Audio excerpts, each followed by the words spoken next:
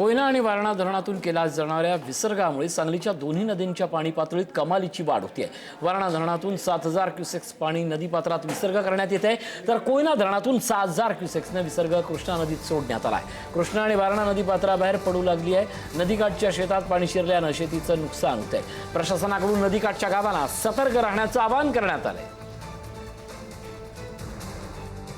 चांदोली धरण पाणलोट क्षेत्रामध्ये मुसळधार पाऊस पडतोय, त्यामुळे दोन्ही धरणातून पाण्याचा विसर्ग सुरू करण्यात आलेला आहे। त्यामुळे सांगली जिल्ह्यामध्ये कृष्णा आणि वारणा या दोन्ही नद्यांच्या पाणी पातळीमध्ये सातत्याने वाढ होत असल्याचं पाहावयास मिळतं। सध्या आपण सांगलीतील हरिपूर या ठिकाणी आहोत। जर या ठिकाणी पाहिलं तर कृष्णा आणि वारणा या दोन नद्यांचा या ठिकाणी संगम आहे। या ठिकाणी मोठ्या प्रमाणामध्ये दोन्ही नद्यांच्या पाणी पातळीमध्ये वाढ झाल्याचं दिसून येतं। 2 दिवसापूर्वी चांदोली धरणातून पाण्याचा विसर्ग सुरू करण्यात आलेला आहे। त्यामुळे शिराळा तालुक्यातील अनेक वारणा नदीवरील बंधारे सध्या पाण्याखाली गेलेले आहेत। तसेच काल सायंकाळी 5 वाजल्यापासून कोयना धरणातून देखील पाण्याचा विसर्ग सुरू करण्यात आल्यामुळे कृष्णा या नदीच्या पाणी पातळीमध्ये सातत्याने वाढ होत असल्याचं पाहावयास मिळत आहे।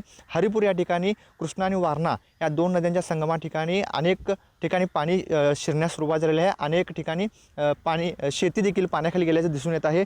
तशीच परिस्थिती कोल्हापूर जिल्ह्यात देखील आहे। कोल्हापूर जिल्ह्यातील नरसिंहवाडी या ठिकाणी मंदिरात पाणी शिरल्याचं दिसून येतं।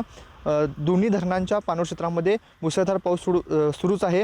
त्यामुळे या ठिकाणाहून सुरू असणारा पाण्याचा विसर्ग आणखीन वाढवण्यात येणार आहे। त्यामुळे कृष्णा आणि वारणा या दोन नदीकाठच्या गावांना प्रशासनाकडून सतर्कतेच्या सूचना देण्यात आलेल्या आहेत। सध्या आपण ही जी दृश्य पाहतो ही हरिपूर या ठिकाणची आहेत। हरिपूर या ठिकाणी वारणा नदी पात्राबाहेर पडल्याचं दिसून येतं आणि त्यामुळे नदीकाठच्या शेतामध्ये या दोन्ही नद्यांचं पाणी आता शिरण्यास सुरुवात झालेलं आहे। आज सायंकाळपर्यंत या दोन्ही नद्यांच्या पाणी पातळीमध्ये आणखीन वाढ होण्याची शक्यता वर्तवली जात आहे।